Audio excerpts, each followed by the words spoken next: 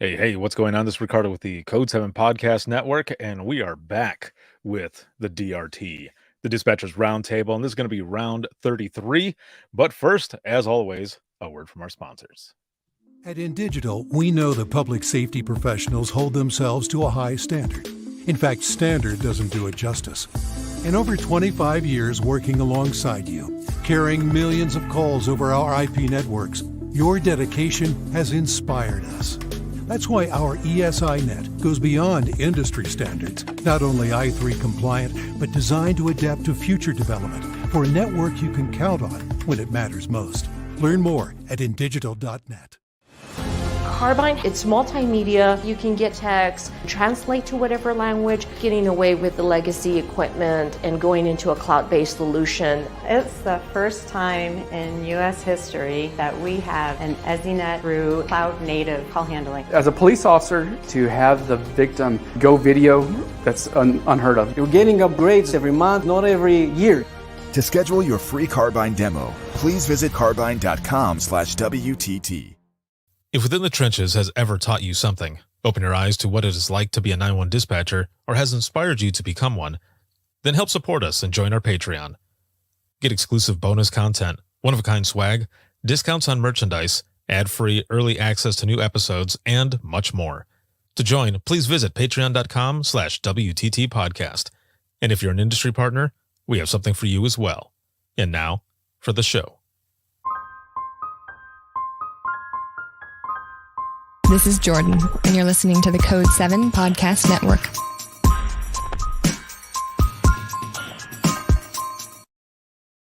Warning. This episode contains the 3 A's of podcasting: adult content, adult language, and awesomeness. You've been warned. Oh, yeah. And we are back. It's a little weird, because last week I didn't do a live or anything. Technically I did. I did do one, and but it wasn't like this. It wasn't in this setting or anything. So I almost feel a little rusty. Like, what the hell? It was only a week out. So I'm just old, I guess. There's a lot of stuff that's been going on, man. I'm still recovering from a long ass drive from Florida back here to Indiana, where I reside, and it was pretty interesting.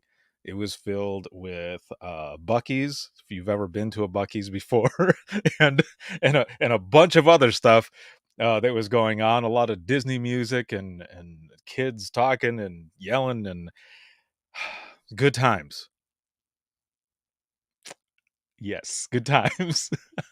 I'm glad to be back, though. Again, this is the DRT, the Dispatchers Roundtable. This is round 33, and this live broadcast is sponsored by InDigital as well as Carbine. Shout out to patrons, as always, as well as all of you who are currently watching, listening, sharing, and supporting. And speaking of sharing, if you could, please, I would appreciate it. Please share this broadcast on your feed or your favorite dispatch page. Throw in some reactions. The more reactions and everything that we get, and also comments and everything, it ends up working out on the whatever algorithm Facebook is doing now, and all of the other social media platforms out there. So please, I appreciate it. Thank you very much. And also, roll call. Where are you watching from, and how are you doing today? So this is going to be good. I'm excited about this conversation. I actually had about an hour and a half, I think, conversation with my guest a few weeks ago. We were talking about a bunch of different things, just catching up and stuff. And, I had asked if there was a topic at all that she would ever want to talk about. And this was the one that came out. And there's a lot of stuff between her and myself, and I'm sure maybe all of you that you have dealt with in your past, whether it be work and dispatch or, police, fire, EMS, or even if you are watching and you are from the general public. A lot of this stuff goes with everyday things because we're all dealing with shit. right? and and there's stuff that we need to be aware of, and how do we combat this? So this is going to be good. I'm excited, and we've got Gary Tammy Hill, what's up guy, joining in here, and watching on FB from Northwest New Jersey. Excellent. Welcome. And our topic for today is going to be physical response to stress and trauma, and my guest that I'm going to be bringing up here is Sara Pagel, and she is a functional health practitioner with Thin Line Consulting. Yo. Hello, what's going on, everybody? Yeah, this is going to be good. And I got your name, your title, and where you work out without biting my tongue. Like, I kind of I felt it. know. I was getting there. I was like, that's a mouthful. It Sara kind of Pagel, is. functional health practitioner with Thin Line Consulting. Yes, it is kind of a mouthful. That is true. You get an A+ and a high five for the day because Yes. I know you're running on like 3 hours of sleep, so you get extra A+ and extra high fives. Yay! I'm all about that. Yes, all that time driving and everything else. I think it made more white hair come out of my beard. I was like, what? Like, I felt it. It was just right. Yeah. Pew pew pew. Oh man. So how has everything been going? Fantastic. I was in Denver last week hanging out with some amazing dispatchers talking about the same concepts. Mhm. And that was really awesome. And did the Empower panel with 911 Wonder Woman yesterday, which was really cool. I Yes. love that we're having this conversation in the industry because I love how we've been talking about the mental health side of things, right? And Mhm. how trauma and our mind and it gets impacted by the stuff that we see and we hear in the radio room, mostly here, right? And engage in the radio room. And that's awesome. We need to do that. We need to be talking about mental health and you know, my lane has really become physical health. Oh, Sarah Weston, I adore you. I love you, girl. Um, my lane has really become physical health because of my own journey, which we talked quite a bit about when I was on the podcast. I think like I don't know if it was earlier this year or last year, Dude, end of last year. I don't I have remember. episode 457 that's going out later today. And I've had people reach out and they're like, "Hey, you remember this episode that we did?" And some of the numbers I'm able to remember, and others I'm like, like, don't hate me. Like, I don't there's a know. bunch of episodes. Like, I remember you, I remember your story. I don't remember the number. But Yeah, yeah. yes, I think it was within the last year that we had that episode. But for those who are watching and might be new to you as well and everything, if you could just give kind of a brief background on not only Yeah. your public safety background, but also kind of your story and some of the stuff that you've dealt with. Because when we were talking on that episode, I thought, damn, like Yeah. that's a lot of stuff. But you also overcame a lot of things as well, and it was a big push and also motivator to do everything that Mhm. you're doing now. Yeah, for sure. Absolutely. So I started my career in 2008 at the height of the recession, the last recession we were in. And um, I couldn't find a job. So I ended up getting hired at a nonprofit in Northern Kentucky because I live in Cincinnati, Ohio. Mhm. And I got a job as a therapist. So I was going into people's homes, working with kids and families where the child was at risk of removal from the home. And my job was to help those families stay together. So I was with them for a short period of time to identify that risk and then create a plan to reduce that risk so that the families could stay together. So I did that for a couple of years. They couldn't bill for me, so I got laid off. And then I moved into the public sector and I was a juvenile probation officer for Hamilton County. And I like to tell people I worked with the gun-toting thugs and I loved it because I did. And I miss my kids. But I kind of worked on the flip side of that where I worked with all high-risk kids. They all had felonies, a lot very serious felonies too, gun charges, assaults, breaking and enterings, burglaries, car theft.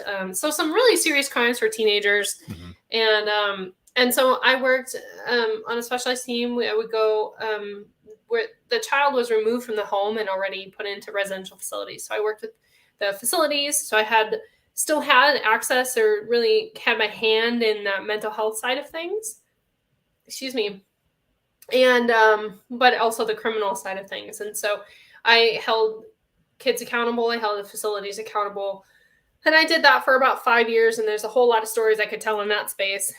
Being I've really considered myself kind of a second responder, because the juveniles had already been sentenced, and, their disposition was already being walked out. I was a part of that disposition. Mm-hmm. And so, so from there, I don't really do well working in a box. And anybody who works for the government, which we all do, right, understands that working for the government, you're in a box. And so, and I was never going to get promoted in that space, which was fine. I had kind of maximized what I was going to learn and what I could do in that space. And then I moved into dispatch. So I connected with someone who's now in the private sector of the industry, which is really fun. And he was not at the time. And he was very honest with me about what the job entailed. And I was like, I think this is what I want to do. And I think this is what I'm wired to do. So I kind of started over in some ways in my career. And, my mid-30s, I went into the comm center and dispatched for over 140 different police, fire, and EMS agencies when you kind of break them all down. And answer 911 calls. And I did that for about 2.5 years. And 2020, I like to say, was a banner year for me. I got divorced. I sold a house. I bought a house. I quit my job, and I started my own business all in 1 year, which I don't recommend doing, because apparently I'm a little cray-cray. I'm gonna get the freeze frame from this episode afterwards when you're like that. That'll be the picture that I post. I'm fine with that. Go ahead. I give you permission to do that, because Yes. It's very much a reflection of like me. So yeah, that's a little bit about my background. And then parallel to all of my career space, I got really, really sick in 2016. And that's really ultimately what led me into becoming a functional practitioner today. Some highlights from my story. And in 2016, I was getting up in the morning at like 8, downtown by 9, working till, 2, 3, or 4, coming home, sleeping for 2 to 4 hours, getting up, having dinner, and going back to bed, and doing it all over again. And that was my life every single day for a solid 6 months. And then after that, my body really broke. And not to give TMI, but I'm gonna, because I talk about poop all the time. Like I get pictures. That's how we do it here. So I mean, it's just like, let's just be real, like real and raw. So I actually had diarrhea for 6 weeks, and my whole body just broke. It was really broken. And I went to the doctor, and, bless his heart for all he did and didn't do. He poked my tummy like 3 or 4 times, put me on the worst antibiotic on the market that is known for its neurological side effects, and put me on an antidiarrheal and sent me on my way. And I was like, this isn't helping me. Like, this doesn't, like somebody, and I don't understand. I need someone to teach me. My body is giving me information, and I don't understand. And I was really desperate. I was so sick, and I was broken. I was desperate. So I actually onboarded with my own functional practitioner, who I'd actually met in 2011. And I didn't onboard with him in 2011 because I wasn't desperate enough, which is just crazy, right? So I onboarded with him in 2016. We ran functional labs. So think pee, poop, blood. And he interpreted them through a functional lens, which is, think dysfunction and function, being working the way that things are supposed to work, right? So he interpreted the data through that, which is what I do now, and discovered a whole bunch of different things. So discovered I had a very serious gluten intolerance, not to the point of like anaphylaxis, but like to the point where I get laid up on my ass for like 24 to 48 hours if I have gluten, because of the migraines that it causes. It's crazy. Oh, man. Yeah, it's pretty miserable. And my DNA was almost resting, which means that like when your DNA is resting, your DNA produces your cells, and your cells basically run your body. And when your DNA is resting, it's almost like your DNA gets lazy and like doesn't produce the right cells, doesn't clean up the dead cells. Like cells get like it's like it half-asses things because it just can't do what it's designed to do. Right? It's too tired. And so at 30, I was basically told, hey, if we don't change something, you're going to end up with like tumors, cancers, growth, something. Like that's the trajectory you're on. We have to intervene.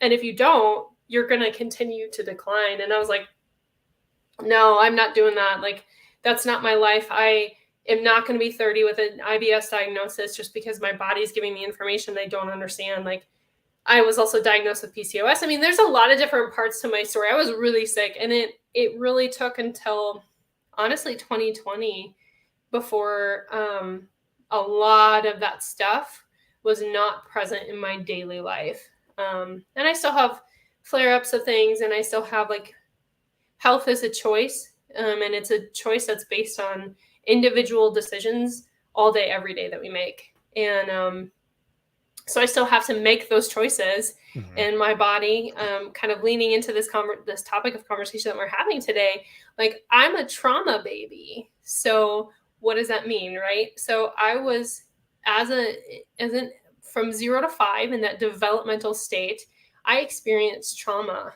I was sexually abused in that stage before my brain could even understand, before I had words, at about 3. And so that like shifted my trajectory of growth and development as a whole person, like how my functions work together, my mind and my body, how they connect. It shifted my trajectory to what I call a little trauma baby versus a happy little serotonin baby. So I have a cortisol dominant brain, not a happy little serotonin dominant brain. And so yeah, that's it set me up on a path where, I was constipated as a kid all the time as a kid. I had acne, and I mean my body, my immune system, I would get sick. I'd get strep throat all the time. My nose was running all the time. Like my body was just not set up for success because of what had happened back in the beginning. So yeah, so that's a little bit about me. I've had some moments in life, and I really do believe that life happens on life's terms, and you learn skills along the way to heal and to transform those experiences into something really beautiful, which is what I strive to do every day. So I agree. I fully agree there. There's a lot of stuff that happens in our life, life experience that we're able to um, evolve it into something that'll be good. A lot of Mhm. people will hear a story and they'll say, "Damn, I'm sorry that happened." You're like, "Well, thanks, but it has Mhm. also led me to do other things. I'm able to talk to Mhm. people and help them understand their own body or their own experience, or at least for me, also like in dispatching, things that happened in my past helped me with callers, in certain situations, because I was able to help them better than anybody else would be able to, because they don't have that experience. But then, we start getting into some of these highlights. So some of the things that we're going to be going through today is trauma in the body, the way the body keeps the score, as well as stress and its long-term effects. So let's just jump right into trauma and the body. So, what does this mean exactly, and also what can secondary trauma do to the body? So I had a guest on the podcast a few years back now, Dr. Stephanie Kahn, and we were talking about this portion, and it really made me think about a lot of the stuff that was going on to me in dispatch that I didn't know at the time. Mhm. So, for instance, IBS, high blood pressure, anxiety, like all of these different things at the time, I thought it was just because I was eating bullshit, drinking bullshit, not getting sleep, all of this other stuff, which of course is definitely contributions to all of this. But I didn't realize that there was this secondary trauma. I Mhm. didn't really know about this. I didn't realize that the shit I was dealing with on the phone, that I wasn't dealing with on my own with myself, that I was just bearing, that it was starting to affect my body. And Mhm. really, again, at the time I was like, oh, I guess I'm just getting old, man. My shit's falling apart. And I'm just getting old. But I didn't put two and two together Mhm. that it was because of the stuff that I was doing. Like, we didn't really talk about self-care. We didn't Mhm. talk about anything else really, because nobody wanted to look weak. And throughout all of that, we're continuing to make ourselves weak because we're not Mhm. dealing with our own shit, right? So Mhm. then, I posted this during the session yesterday that you were doing with Sara and such. I posted on there Mhm. because because of a lot of things that has happened to me that I've experienced. If you don't listen to your Mhm. body will make you listen. And 100% truth. sometimes that shit is bad. It can be pretty Yes. bad, and I'll get to a story a little bit later about that, but I wanna jump into this, and, your thoughts on it as well. What exactly does it mean, the trauma in the body, and also what can secondary trauma do to your body? Yeah, for sure. So, we are our bodies. I Mhm, heard that quote. I wish I could give credit to where I had heard that quote. I think it might have been my good friend Melissa, who's um, she's a trauma guru in my community who I mhm, absolutely adore. But we really are our bodies, and our mind and our bodies are connected, whether we're tuned in to that connection or not. Whether we validate that connection or not, our mind and our body are connected. And so when something happens in one of those, like in the mind, it impacts the body, and when something happens in the body, it impacts the mind. And so that is kind of like the basis of the body keeps the score, right? So what does that mean? So the body keeps the score is a great title. It's a title of a book. It's a great book, very easy to read, by Bessel van der Kolk. And he really kind of breaks down some of the history of where trauma research kind of started, and then does a good job of just making it easy. It's pretty easy read, um, from like a science or clinical standpoint. It's a very easy read. The stories are not easy because trauma is not easy. Oh, I'm so proud of you, Zach. Good job. Like, I want to high yeah. five you. Like, Yeah, um, we'll throw that on there. Zach says, "Just got yeah, myself that into counseling. It's crazy how it changes you when you hold it all in." it really is. It hijacks your vitality, and vitality is really like that sense of energy and life that we have, right? Um, yeah. Oh, Zach, I'm so proud of you. Good job. Like, you get an A plus and a high five too. Yeah. Um, so the body keeps a score, right? It's a book by Bessel van der Kolk. I definitely recommend reading it. It's a great like resource that's out there.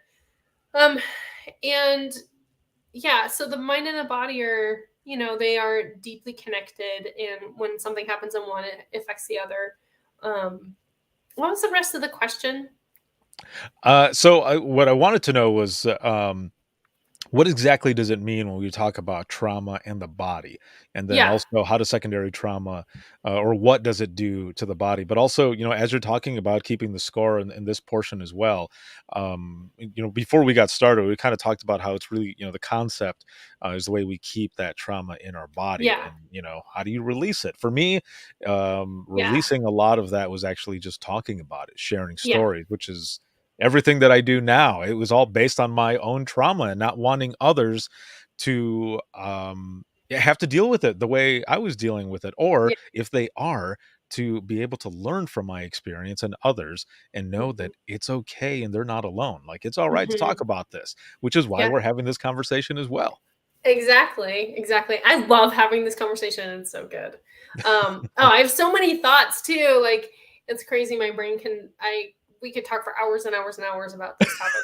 I could, because it's just like what I do and what I love and what I'm passionate about. But anyways, yeah. So how does the body keep the score? Like, what does trauma look like in the body, and then Mhm. secondary trauma? So go ahead and pull up that PowerPoint. Sure. I'd love to share with you guys. So I do training in the community. Like I said, I was just in Denver last week. which was so fun. And I'll be back there in September. If you're in Colorado, I have some spots open for this presentation, but so reach out to me. I would love to connect with you if you're in Colorado. But so how does the body keep the score? Well, let's step back from that question and say, well, what happens when the body is under stress, right? So we talk about stress all the time in the context of the dispatch center. Like, we are constantly under stress. We live in chronic stress. So if you participated in the Empower panel, there's a survey that we asked that you kind of take 5 minutes to do, which I can post the link to, or I can get that link to you too, Ricardo, so you can put it out to the community. But it was just amazing how one of the questions, every single person put stress as one of the answers. And so we know that stress is a real thing, but we don't, like, it's such a big word. How do you unpack that word? What does that mean in real life? And how does that impact your daily grind, right? So this is how I describe stress. So it's really the part of our body that is impacted is called the HPA axis. So it stands for the hypothalamus, which is up here in the brain. The hypothalamus talks to the pituitary gland, which really it sends signals to the adrenals that release hormones, right? And so this is what releases cortisol, right? So cortisol can sometimes get a bad rap when we stay in a stressed state, but we actually need cortisol. Cortisol is how we wake up in the morning. Cortisol is what keeps us alive. We like cortisol. We just don't like it pumping 24/7. So it needs a break sometimes. Like, we need to give good old cortisol a break sometimes. So when we think about stress and what happens in your body when the physical response to stress, so the goal, right? So we should be starting in homeostasis, right? We're born hopefully in homeostasis. I was mostly born in homeostasis. And then I had that moment in time when I was in itty bitty that set me into a stressed state at a really important developmental stage. So because of that, my body developed differently down a different pathway. But we're designed to be in homeostasis, right? And I like to think of two zebras, or a little zebra hanging out on Serengeti, right? Like, he's munching on food, talking to his friends, hitting that girl next door up, like, hey, how you doing? Let's procreate, right? So he's living his best life. He has all of his needs are met, right? So he's good to go. He's golden. So that's an adaptation or homeostasis, right? Homeostasis. So that's like baseline. So what happens when a stressful thing happens? So lion comes out and the zebra's like, oh shit, I gotta go, right? So the zebra's like, survival, right? Fight or flight gets activated. And he's like, my survival is now being threatened. So the zebra, that's when we go into this acute distress state here in this graph, right? And different things happen in our body, which I'll unpack. But so let's follow the path of the way it should work, right? The way our bodies are designed and supposed to work. So the zebra runs away. The lion gets a gazelle. He's over there. The zebra's like, phew, I get to live another day. I'm good, right? So he goes back to hanging out with his friends, munching on grass, buddying to the girl next door. He goes back into this amazing adaptive homeostatic space, right? His needs are met. That stressor of the lion was resolved, right? So he goes back into happy space, right? So that's the way our bodies are designed to work, right? We're designed to handle stress. Like, in our core creation of our functions, we are designed to be okay with stress. And we're also designed to come back out of stress, back into this rest and digest state.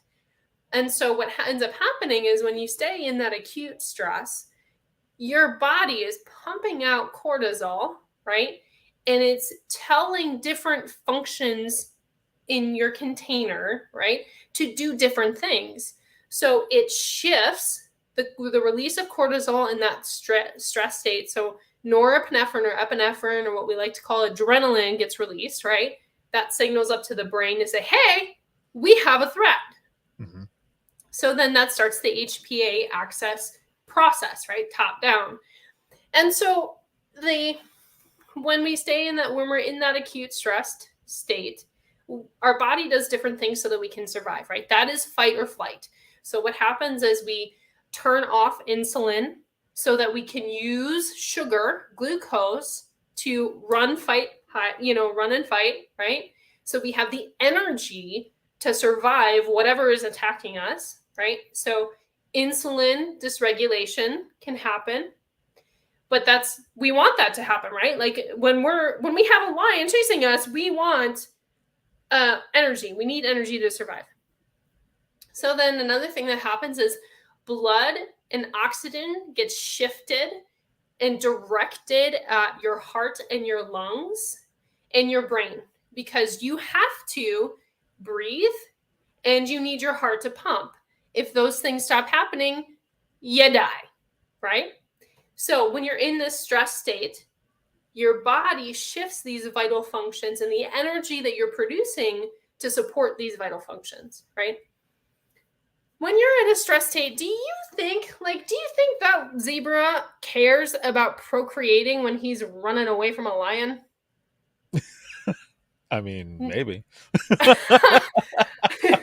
The short answer is nope. He doesn't give two shits about the girl next door. He's like, Yeah, hope like, you survive. Bye. later. He's like, I don't care. Like, I gotta survive before I'll hit you up later. If we're both still around, I'll hit you up when we get back. Bye. Oh man. Yeah. So your body doesn't care. When you're in that fight or flight state, it doesn't care about reproducing. It turns off those hormones. Well, it shifts away the production of those hormones because that energy gets shifted to survival, right? And so a really crazy thing about these mechanisms in our body is that it doesn't matter. Your brain and your adrenaline doesn't care if it's a lion chasing you, a car cutting you off, your kid screaming at you, the boss yelling at you or telling you weren't enough, right? It doesn't matter. Your brain sees it all the same. It responds the same to all of it, okay? So that's a lot of information, kind of like this is the way it's supposed to go. So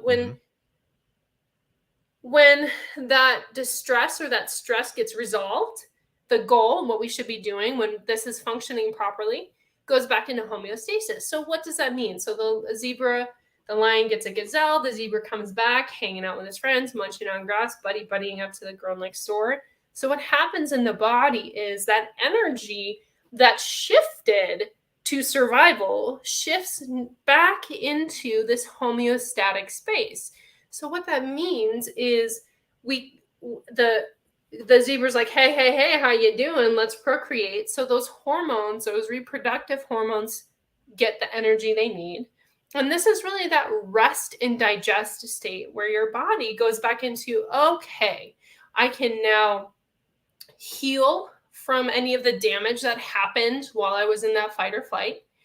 The blood and oxygen starts to shift back to things like your kidneys and your liver and your gallbladder and your spleen and your stomach. And most importantly, this concept of digesting. So rest and digest. So if there's one thing you can take away from this space, it's that when we hit that adrenaline pump, the goal is to resolve that stressor as soon as we can so we don't stay in that space and our bodies can get back into that rest and digest state. And there's a lot of different ways that we can do that, and that's some stuff that I unpack more in trainings when I talk about this. But now go ahead. That's a lot of information. I was going to say, so comparing this entire scenario minus the procreation part to dispatch, Hopefully. yeah. So minus that part, this entire scenario, it makes me think, just sitting there in dispatch when everything is going to shit, when everything is going to hell, that lion is all of the calls that are coming in that you're now having to Yes. triage. And some of them you can't get away from. You have to Mm-mm. stick with that one because that's all of them are priority one. But when you're triaging through all of them, if Yes. it's some domestic with weapons or CPR or something like that, that's your line there. And now Yes. you've got these oh shit moments, but of course also staying calm and everything. Nobody knows that's oh shit. It's all in the back of your head that it's all You oh know. shit and everything. Right. You know what it is. However, you don't always get that chance to go back into the homeostasis portion of it Correct. because it just keeps going and going and going. And as you're going multiple times, by the time you're finally able to get a moment to breathe, your body is already kind of falling apart because Yes. you've got a headache now because you've been listening to Yes. all these screams or just replaying and everything else. Maybe you Yep. haven't eaten yet, or maybe you've been holding on to food in your cheek the whole time. Yes. And there's little Oh my things that God, are I did going this on so from many that. times. Right. And you're just, chugging coffee or, the energy drink or whatever. And it just keeps Mm-hmm. going and going. And Mm-hmm. by the time you're done at the end of the day, wow, that is Yes. something else. To try It to come really down is. from that, because Yes. all of these things are continuous. You don't get to that homeostasis part. Mm-mm. I mean, eventually you do, right? But Mm-hmm. man, some of those nights is just going and going, and you're like, damn, it's already going to be the end of the shift. But Yep. really, it's only been an hour Right. over Exactly. over multiple calls. So then, what do Yes. you do? Right. And if you're 1 hour into a 12 or 16-hour shift, man, Yes, like, whew, you're in for the long haul. And then you do that on repeat, like exactly. 4 days in a row, and then overtime on your off days, you Hmm. never get the space to come out of that. And so that kind of leads into, okay, so what happens next, right? What happens when you stay in that space? And this was incredible to hear. I mean, yesterday in the Empower panel and just in the conversations that I have with dispatchers, like the amount of chronic illnesses, the amount of diagnoses, the amount of sick time that's needed, because you end up in that exhaustive phase, that collapsed, where your body just can't adapt to the stress anymore. And this is what's called an adaptive reserve. And I Hmm. like to think of it as like a tank, right? So, Ricardo, your tank is going to be a different size than my tank because it's based on our genetics. So, your genetic makeup is obviously different than mine. We're individuals, right? So, how long you can stay in that chronic stressed state depends on your genetics. And so, Hmm. eventually, if you don't come out of that state and you don't heal from it properly, you end up going into that adaptive, like where the compensatory phase is what it's called. And that's when you're slipping in. That's when you need like energy drinks to stay awake. You start coping with alcohol, nicotine, other things to help numb out the signals that your body is giving you, right? You start eating shit because it makes you feel better. You get a dopamine or a serotonin hit. This is where you can also kind of start seeing people act out like with inappropriate relationships because they're trying to get that dopamine hit. They're trying to feel better, and it doesn't work, or it does for like a hot second, right? And that's that compensatory phase. And then eventually you slip into that exhaustive phase, which is where I was in 2016, where I only had the energy to work my 5 to 7 hours that I could do. And then I had to sleep again. And I can't tell you how many naps I took in my car in between seeing my probation kids out in the community and like how much coffee I drank and energy drink. I mean, I just everything that I could do just to stay awake and participate in my life. And I wasn't participating in my life, like I wasn't able to be a good friend. I wasn't able to be necessarily the kind of wife I wanted to be. I wasn't able to have the hobbies I wanted to do. My whole life was just about surviving and doing what I needed to do to get paid and then like feeling like death hung over the rest of the time. And that's a really good example of that exhaustive phase. Right. Yeah. And I remember a lot of times when I was in dispatch, because the majority of my dispatch time was on midnights and, wasn't Mhm. sleeping well. Then I would start dealing with that caffeine crash and Mhm. just feeling like hell and stuff. But there would be times where I would go to use the restroom in the bathroom that's within the dispatch center, not down the hall. I would use the one Mhm. within the dispatch center, but I wouldn't use the bathroom.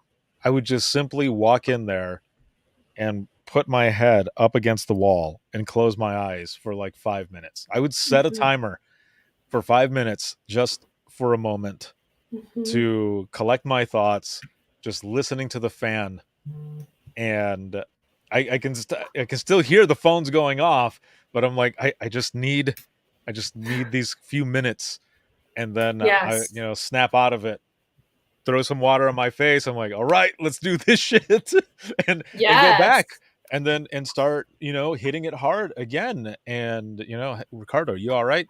Yeah, yeah, yeah, I'm all right. Let's do this. Let's keep going. And but Yep. then, to go to take off, and I'm sitting in my car, I'm like, fuck. Like, no, I'm Yes. not all right, but who am I going to talk to? Like, I don't want these guys to think I can't hack it.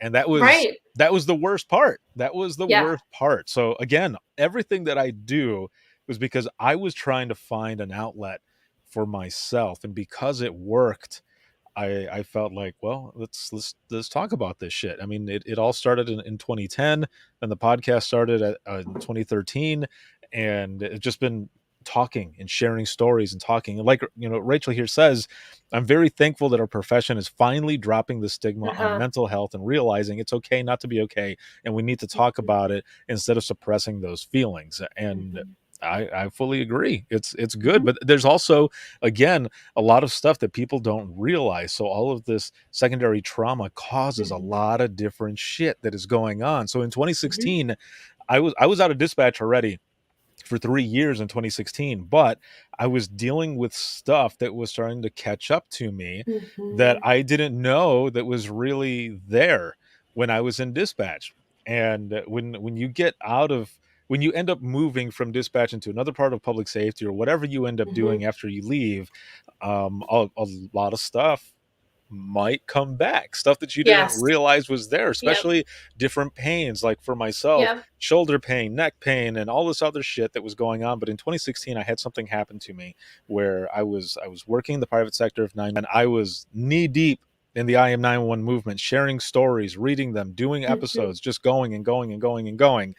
And I remember going to go talk to a friend on the other side of the building, and it was in a cube farm, so all these different cubes, and I'm standing just about right here.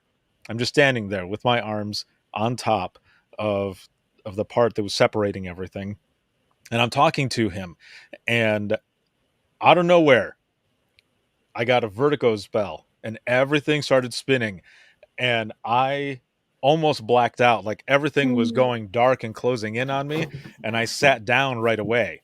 And I remember he stood up and he went, "Dude, are you all right?" I was like, "I don't know what just happened." I said, "I've never had that Mhm. happen before. It was out of nowhere." And after a few minutes, I was able to get up and I was fine. But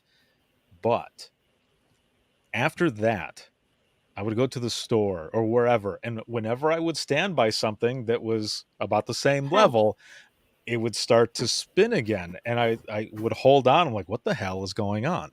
I don't Mhm. understand this." And I went to the doctor, and it took a couple of years for a doctor to finally tell me this, but it was situational anxiety, is what he called it. And basically, what it is whenever I would get to a spot that was it was close, like my body itself was remembering that moment Mhm. that I Yes. almost went out. So every Yes. time I get to a spot like that, my body Mhm. would be like, "Oh, here we go." Mhm. I've been able to control it now with exercise and eating Mhm. well and Yeah. and a bunch of other things. But man, Mhm. that was something that I didn't know, and I believe Mhm. it was also coming from a lot of stuff that I experienced in dispatch, just Mhm. from secondary trauma and everything that I just Mhm. really didn't think about or do anything. And since then, we've been doing all of this. But Mhm. that's just one of those things, and stuff that people don't know about, because I mean, we don't really think about it. But what Mhm. else? Because we're always taking care of everyone else and not Mhm. ourselves, right? It's Yes. always about everybody else. Yes. Yep, totally, Mhm. totally. And yeah, I mean, then that really does kind of play into that secondary trauma where like you don't necessarily know what's causing it in the moment. You just know, like, you're experiencing the symptom of it, but not necessarily living in the moment of it. Mhm. And that's because the brain really does work hard to protect us from remembering things and from danger. You know, like its job is to protect us. Right. One of its jobs, and so yeah, I mean, it, the core of it is when like this stress state um when you don't come out of it, it all that energy that's created, that's really how the body keeps the score. It keeps it in our memories, in our joints, in our gut, in um in our mindset, in our senses, smell, the It's things like we a hear. I mean, it's like a weird form of deja vu. kind of, yeah. I mean, it really is. And, you know, my journey in figuring out that I had been sexually abused as a child, I mean, obviously I don't remember that I was 3, Mhm. but I started to have panic attacks and flashbacks of things that didn't make any sense. And it was just like my brain was telling me, like, hey, something happened to you. And here's a little bit of context. And then I pursued some avenues to discover more and discovered, like, wow, okay, this is something that is a part of my story. And then I had to go through the healing journey of that. And that's the thing, like, we're exposed to stress all day, every day. That's not going to change. Like, but how we respond to it really can change the impact of it. And Rachel, you asked a really good question about outside factors, and I absolutely can think that outside factors play into a role. I think it's very cyclical, right? So if there's a trauma in the body, the mind is impacted, and if there's a trauma in the mind, the body's impacted, right?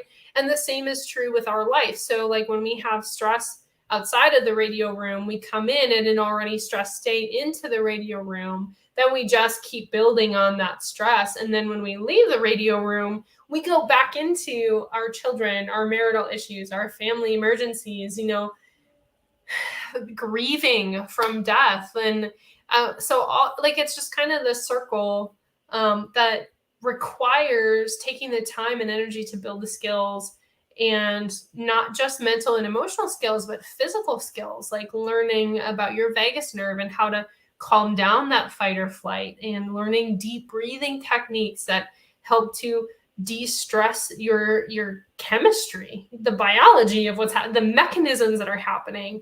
And nutrition, exercise, getting up and walking is so meaningful. It's so valuable. It makes such an impact. And go ahead. No, I was just gonna say I fully agree with you there as well, because a lot of you who are sitting here watching this is also, I'm gonna end up putting this out as an episode of Within the Trenches podcast too, because this is all stuff that people need to hear. Whether they are from the general public or from public safety, all of us first responders and everything, this stuff definitely helps. But just sitting and think about it, and I've done this a few times As I already. adjust my posture because I'm Yes, sitting funky in my yes, corner. adjusting your posture, or Yes. when you're in dispatch or wherever. What do we do a lot of times? We scrunch our shoulders and they're up, Mhm. and that tension is right there, and that pain goes Mhm. up the sides of the neck and into the Mhm. temples and possibly into your eyeballs. And if you Absolutely. would just rest Absolutely. just rest your shoulders down for a Yeah. moment. Damn, that takes a lot of that pressure off. Yes. And Yes. we don't notice it. Like, there's a lot of Yeah. times I'll be sitting You don't even somewhere. realize you're doing this. Right, And or that's yeah, if you have your phone and you're up and then you put uh-huh. it down, your shoulder is Uh-huh. possibly still up. There's a lot of Yeah. different things. Looking at, so I want to compare here a little bit with Rachel as well as this next part, but the stress and its long-term effects. So what are some of those long-term Mhm. effects? So there's risk of heart attack or stroke, Yeah. there's memory loss. I know we've all dealt with memory loss, and digestive issues. A lot of this stuff you don't think about. It's like, what? Yeah, but it's all Is stress connected. really affecting how I, Mhm. digest, or also how I, go to the Yep. bathroom, all of Yep. this things is going on, sleep problems, depression. And then now, Mhm. going back to Rachel, what she has here, and I want to put this up on the screen for those who end up watching this in the replay, and also those who are going to be listening. I want to read this out. But she says, how often do you think outside factors, i.e. marital issues, children, family emergencies, or family death, play factors into the stress or trauma of dispatchers? Or can it increase how quickly one experiences a mental breakdown? Now, if we look at that, let's look at that part, how they play factors into the stress and trauma of dispatchers. What are some of the things that happens, whether you have kids or you have nieces or nephews or cousins, whatever, those calls that come in that deal with kids, there's a lot of stuff, in the back of your mind while you're listening to this nightmare that a parent is going through with their child. Mhm. You're putting yourself in that place because we're empaths. So that, Mhm. to me, that, yeah, it stacks. A lot of that Absolutely. plays, factors into what we do in dispatch. I do, Yes. however, feel like some of those experiences do help. And the Mhm. reason I say that is because I'm a firm believer, again, that some of those calls are meant for us. So, for example, Mm. I I took the call when my grandmother passed away. Who would have thought? What are the odds that I'm going to be the Yeah. one on a backup phones in the middle of the night when my Mhm. partner gets up, as soon as she's gone, the call that comes next is the phone Mm. call from my cousin telling me that her grandmother just passed away. Yeah. Now, from there, other phone calls that I had taken where people's loved ones or their grandparents passed away, the way I dealt with it, the way it affected me, I was able to help them in a different way than somebody else would who didn't have that little bit of Mhm. experience. So Absolutely. some of that, that actually does help, at least in my Mhm. opinion. I'm just saying, in Mhm. my opinion, it does help, because it did for me. It might not for Mhm. everybody else, of course, but in my situation, at least, it definitely helped. And of course, talking about different things, but man, definitely those long term effects, but also stacking and playing factors in the stress and trauma of Mhm. dispatchers. Yeah, Absolutely. it's there. And what you're talking about is this resilience thing, Mm. and also building capacity to handle stress, right? So it's really interesting when I go back into the real world, right? And I talk to people who don't have never had to deal with the kind of stressors that we deal with in the radio room.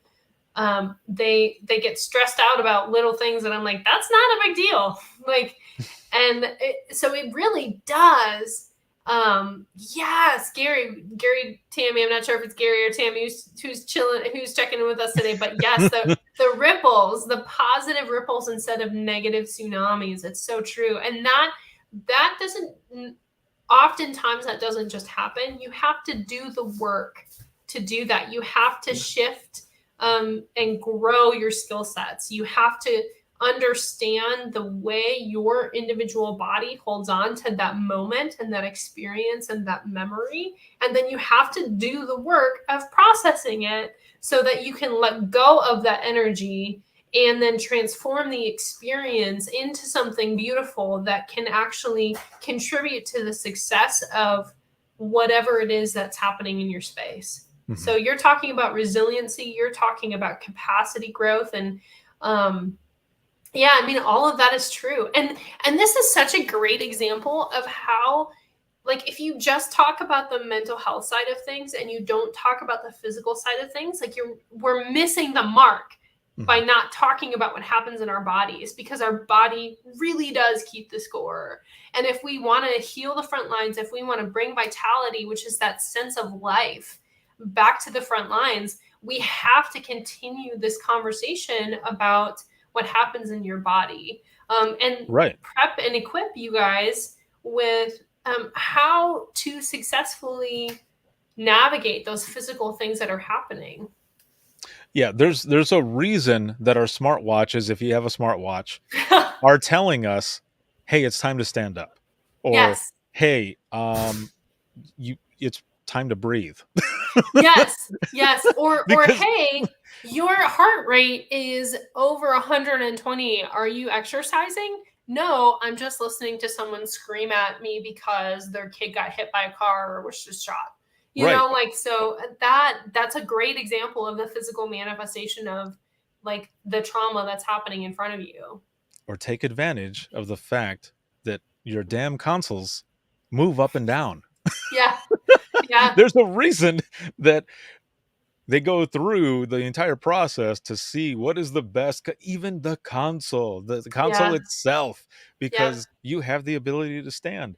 And let me tell you, that's one of the other things too, that if I could go back and tell myself something, any advice, that would be one of the things too. Like Mhm. I did it a handful of times, like literally a handful Mhm. of times out of 13 and a half years that I was dispatching. But damn it, if I could go back, I would tell myself, "Hey, stupid, you need to stand up a little Yeah. more and at least stand up and sit down. Stand Yeah. up and sit down." Like you're in Catholic church. Yeah. I'm Catholic. I know that. If you don't know that, that's what happens. You're like up and Yeah. down, knees up and down. Yeah. So Yeah. Yeah. you you get to worship and you get to work out. But Yes. Which I is good want to because those services can go Oh, long. right, yeah. So I wanna read something really quick. So I had put this out there on social media as well. This was the only one that I was able to capture at the time, because I was jumping in here with you. But, I had the 3 highlight points, and we're gonna get to another part of this here in a moment as we're kinda going towards the wrap up of this, but there is so much that we could talk about as well. Oh, This is just the surface, a little bit of the surface. surface. But, Yes. one of my good friends out of Kentucky, who I'm hoping to see next week, answered the three highlight pieces, which, and I'll just read them again here that we talked about. It was trauma in the body, the way the body keeps score, and stress and its long term effects. So what she had Mhm. wrote for each one was your body experiences trauma even when you think it does not. Yep. Very true. And then she also says, your body keeps score. It doesn't miss a thing. And you No. must fight to be mindful every day to win the battle. It is absolutely possible to win. Yes. And the final thing here, she says stress in the long term can creep up on you and manifest in so many different ways. We have to learn to recognize how it affects us. Those of us who have been in the trenches for decades have battle scars. She says, I'm proud of mine. And she goes on to Mhm. say, I earned each one. Never forget what they mean to you, where they've directed you in your journey, and the lessons that you've learned. Mhm. That's beautiful. That's beautiful. Oh, there she Yeah. is there. Down there on the bottom. Oh, Jeannie? Yeah, Oh, I Jeannie. love that. I love Yes. that. Yes. She's amazing. I love her. But these are the comments, from her talking about this. And now we get to the last portion of this. Yeah. And it is, how do we combat all of this? What do we Yes. do? And one of those Yeah. first things, of course, is actually taking care of us, Yes. because we take care of everyone and we don't always take care of us. And again, Yes. if you don't listen to your body is going to make you listen. And 100%. here's a quick story. And rage Amber, rooms. I love Amber you. Young says rage rooms. So I My have my to like brother-in-law pause went to here. one. And go ahead. Amber actually is my former supervisor, and Amber, you Oh are yeah. also quite awesome. I adore you, and I can't wait to come out and see you. And we just have to get that figured out. Yeah. So the rage rooms. My brother-in-law went to one once, and I asked him, I was like, "How was it?" He goes, "Dude, I feel great." And I Yes, thought, because man, you I want get to this try one of those. energy out of you. Yes, yeah. Yes. Yeah. So last year I was at the Gulf Coast Conference in Alabama, and I had some shit happen to me. And of course, if you come from dispatch, well, probably any part of public safety, but mostly dispatch, at least in my opinion, and you are EMD certified, you're emergency medical dispatcher. When shit starts happening to your own body, you start EMDing yourself, which is basically the equivalent Yeah. to using WebMD, right? Mhm. And everything is going crazy. So I started doing that. I was EMDing myself and just going through the motions, saying, there's, the early bird catches the worm, smiling to see if anything was drooping, like going through the whole thing. And some of the symptoms were stroke symptoms, which I started Mhm. freaking out about. Mhm. And I ended up going to the emergency room, and I ended up being fine.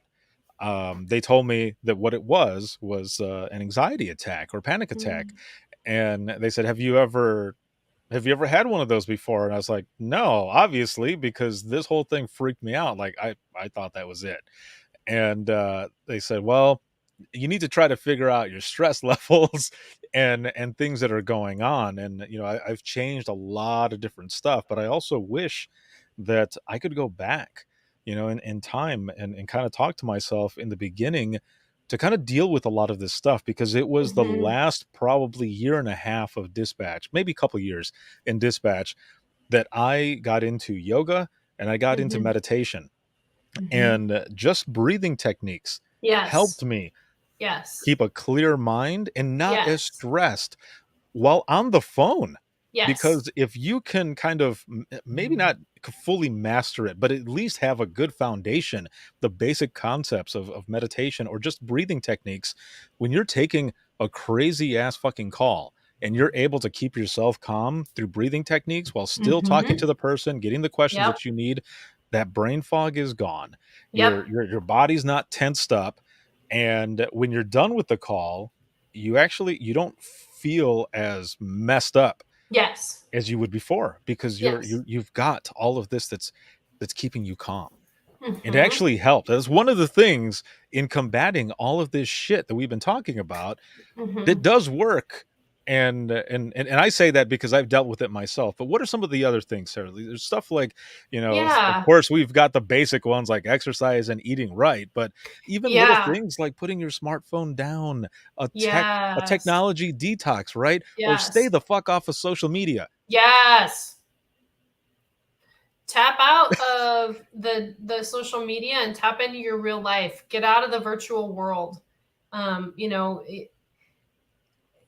look at your family in the eyes and be present with them. Go for a walk or a hike. Um, get involved in something that brings you joy, whether that's knitting or basket weaving. I don't care. Like, do something that brings you life. Like, I love putting together puzzles. I was diagnosed with PTSD in 2014 before I even got into the radio room. And one of the things that I used as a coping skill was putting together puzzles. It's very soothing to my mind. And there's something about the putting the pieces together and figuring it out and making correlations between what pieces go where that was very soothing. Adult coloring books. I used to do this in the radio room all the time. I'd bring my coloring books, or I'd bring puzzles. Like, there was one night, well, especially when I was going through my divorce, it was really hard. And I had friends in the radio room that would put together puzzles with me and color with me and just be present with me. And that was a great way to just be present with me when they didn't understand what was going on. They just knew I wasn't okay. But so those are some practical things for the mind. But when you talk about the body and calming down that your nervous system that is responding, right? So breathing really does calm your nervous system down. So deep breathing, as well as activating your vagus nerve.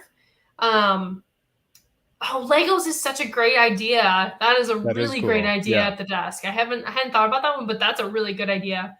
But your vagus nerve, and this is part of the reason why breathing it works so well, because the vagus nerve goes from like the bottom of your gut to the top of your brain, and it's one nerve that connects everything, and a million signals go up and down this nerve all day, every day. And so by activating that, you help to bring down the system. And so cold showers do that. You can activate your vagus nerve that way. Humming can do that. And there's tons and tons of resources out there on the vagus nerve, but it's a really powerful thing to help calm down your nervous system. That's the word I was looking at, the nervous system. So that's some stuff. When you working on like that deep breathing, when you're in a call, whether that's on the radio or a 911 call, like taking those conscious deep breaths, like maybe even if it's like you put a sticky on your one of your screens that says like, keep breathing, like deep breaths, just to remind you as a visual, like, oh, I'm not breathing. Like, I mean, there are so many things that you can do. So that's just practical, like in the moment. But also, what you eat. We talk about nutrition. Oh yeah, we need to work out and eat right, right. But what does that even mean? Like, I'm putting together a training on what nutrition actually means, and not from a calorie deficit or calorie counting, but that's awesome. The Apple Pencil. That's good Yeah, stuff. I like Um, that. Erica, you're great. The So what does nutrition actually mean? I'm working on a training on that because nutrition really impacts the stressors in our body. So nutrition plays a role in our hidden stressors, which we didn't talk about today, but that's a huge part of the training that I do is unpacking our vital functions and what stresses our vital functions out, like hormones, our immune system, digestion, detoxification pathways, our energy production, and our brain function. There are different things that stress out those functions, those vital functions.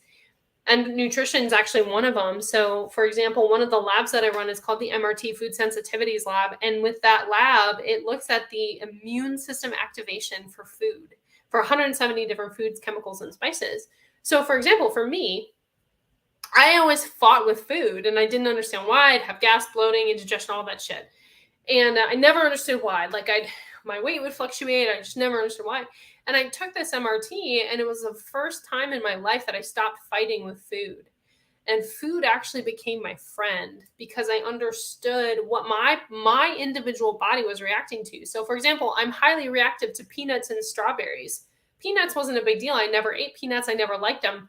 Now I understood why, right? So I intuited that I didn't want peanuts. It didn't make me feel good. But then here I am eating strawberries thinking that I'm eating healthy, right?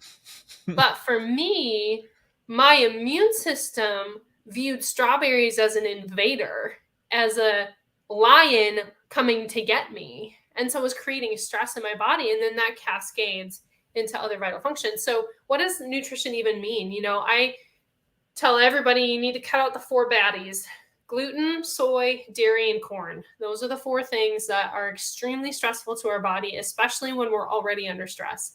You cut out gluten, soy, dairy, and corn, and you will immediately decrease your internal stress load. Um, Well, not and just that, the inflammation alone in a lot yes, of that, because for yes, me, I had an issue as well where I was just my muscles were just aching, my shoulder, yes. my neck, just my back, the middle of my back, like different pains. Like if I sat a certain way, it would start to numb up just in Yeah. one spot in my back. I'm like, what the hell is going on? And my doctor couldn't even tell me, could not even say, was like, oh, we just need to send you to physical therapy.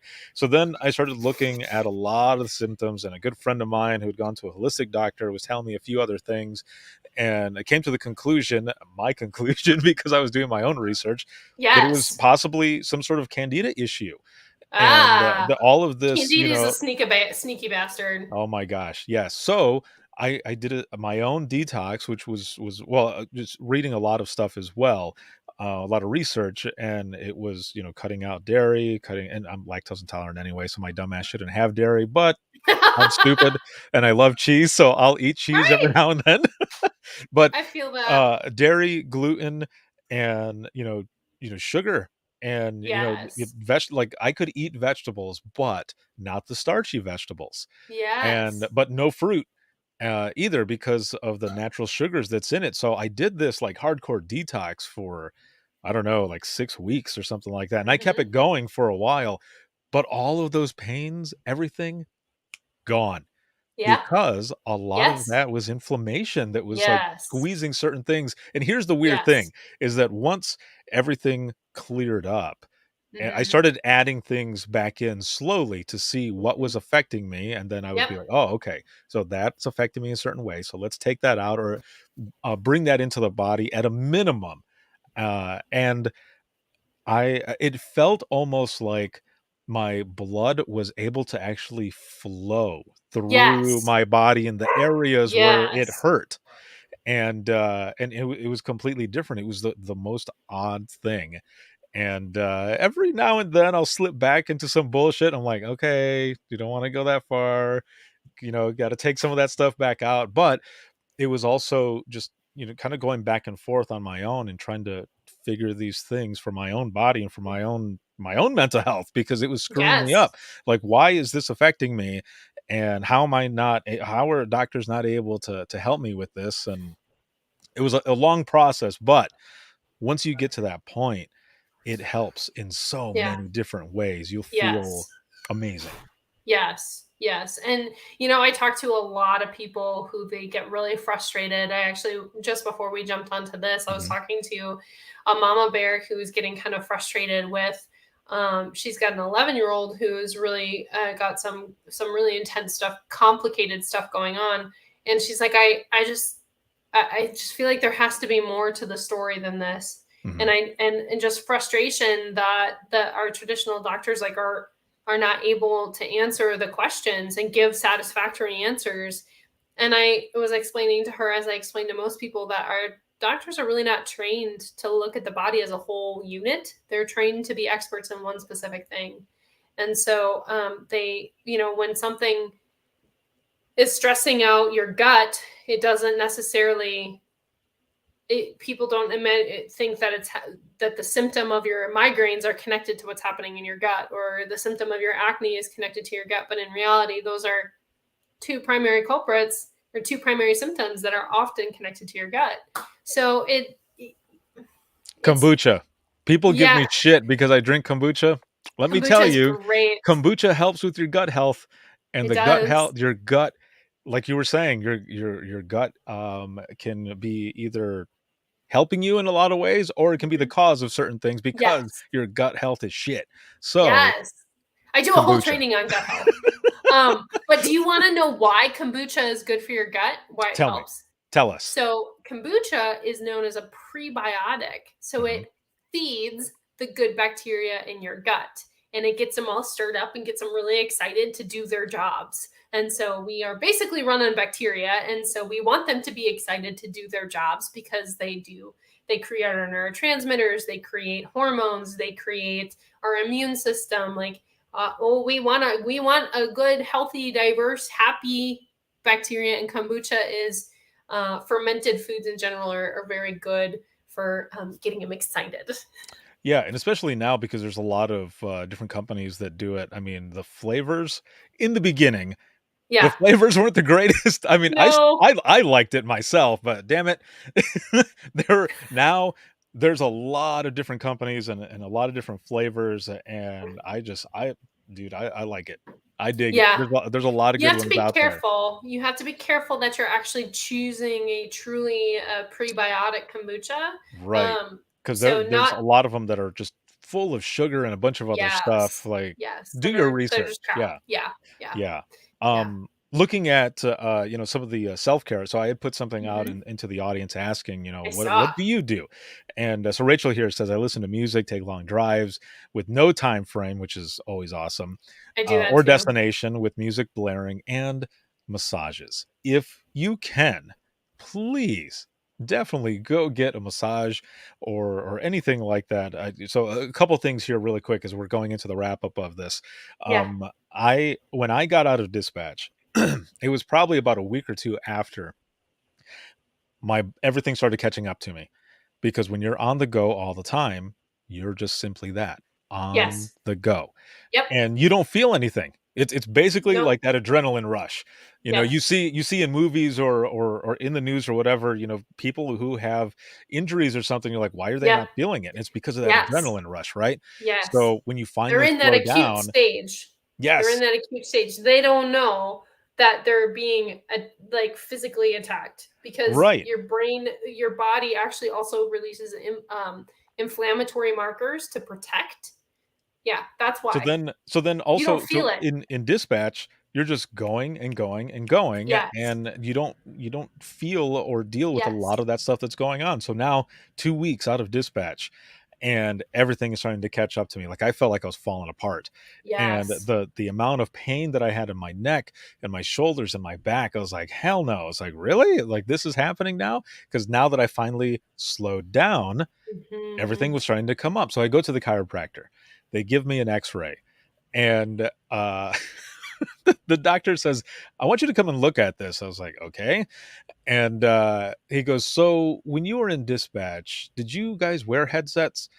And I said, well, yeah, but my headset didn't always work. And I said, so I would. And as I was going to finish my sentence, he goes, you were like this? And I was like, yeah. And he goes, look at your x-ray. I shit you not. I wish I Mhm. had a picture of it. But in Yeah. my x-ray, I was standing like that. Uh-huh. So Yes. he was like, you need to come here like every other day for the next Yeah. couple weeks.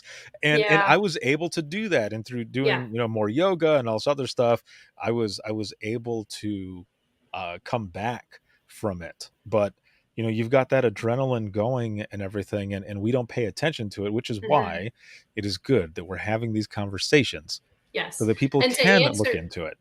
Yes. And Rachel, your question, yes, that is a primary reason why so many first responders pass away within 5 to 10 years after retiring.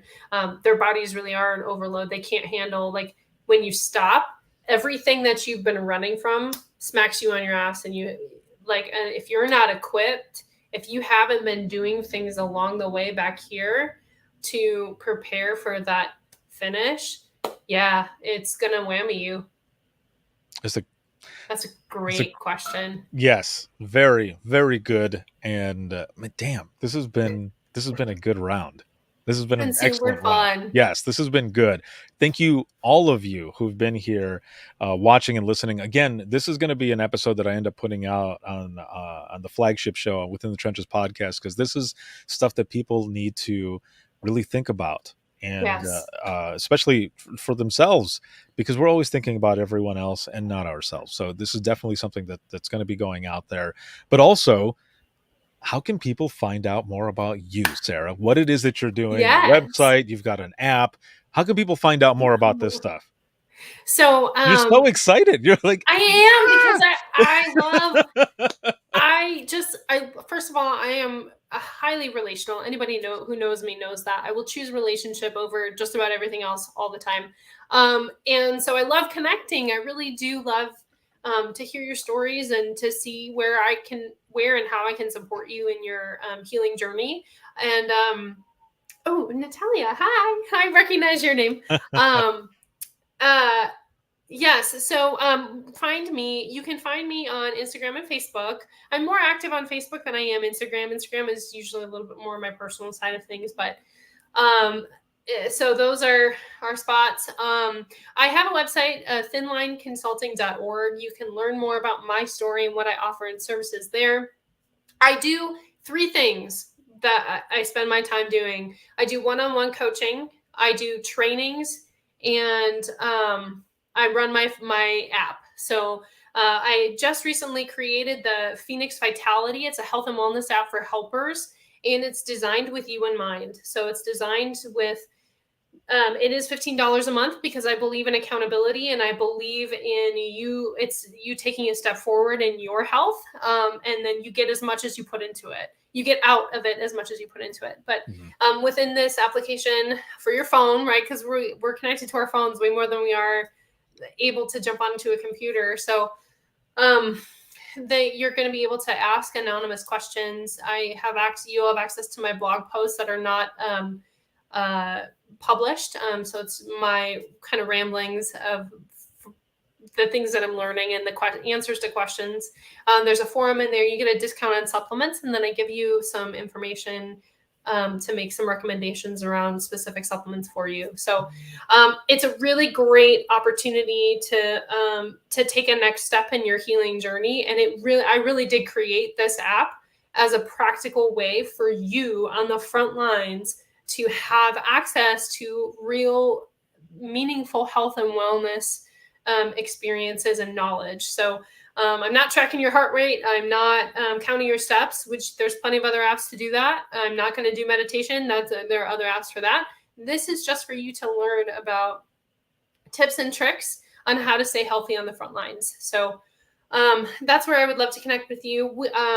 I'm also a strategic partner with Motivations Inc. And so I do a lot of training as well. So everything that we talked about today, I can actually bring to your center, and we can unpack this stuff for your staff in a meaningful way that is specific to you and your environment. And so I am starting to book out my trainings. I'm starting to ramp up that side of my business because I see the need for it. So, and I'm really starting to dial my attention onto you guys. So, if you want to bring me out, reach out to me via my website. My phone number is also on my website, so you can text me, you can call me, you can message me on Facebook. I am very accessible because I have done my work and have very good boundaries. So I have very healthy boundaries around my technology. And so you reach out to me when and where you want to, and then I will respond as soon as I can. So that's in a nutshell, those are the way, really, my website. And then definitely check out Phoenix Vitality. It's an amazing resource that I'm creating for you that is designed with you in mind. So Awesome. That is excellent. And congratulations just on everything. Thanks. And all this stuff that's coming out and stuff. And just this conversation alone, this has been excellent. So thank you again so much for being on. Absolutely. And then Amber, I'll just snap you later. I will. I'll be right back here with you in just one moment. And for those who are watching and listening, if you have any comments, questions, or you want to be a guest on the show, or you have a topic that you would like shared on the Dispatchers Roundtable, you can hit us up, and that's going to be wttpodcast@gmail.com. Once again, that is wttpodcast@gmail.com. This episode has been sponsored by InDigital as well as Carbine, and shout out to patrons. As always, a perk for patrons is all the time now audio versions of the DRT as well as Open Mic Live. But for this specific episode, it's going to end up going out on the flagship show as well, Within the Trenches podcast. Also, if you're looking for any bonus content and you want to help support us, you can check us out, and that's going to be patreon.com/WTT podcast. And this can be seen on Facebook, LinkedIn, YouTube, as well as Twitter. And then for the flagship show, Within the Trenches podcast, you can listen 24/7 on Apple Podcasts, iHeartRadio, Spotify, your favorite podcasting app, and withinthetrenches.net. Have a good one, everyone, and we'll see you in the next one. If you have a presentation at all that you would like to submit for Dare to Be Great 4, today is the last day, yo. It's just today. And there are tons of submissions. I am so incredibly excited for this fourth Dare to Be Great. Era of the headset is strong, and it is going to be amazing. It's going to be the first full week of December 5th through the 8th. And if you are an industry partner who would like to sponsor this amazing event that has had over 10,000 attendees worldwide just for Dare to Be Great alone, you can check us out as well and email us at wttpodcast@gmail.com. Again, have a good one, everyone. We'll see you in the next one.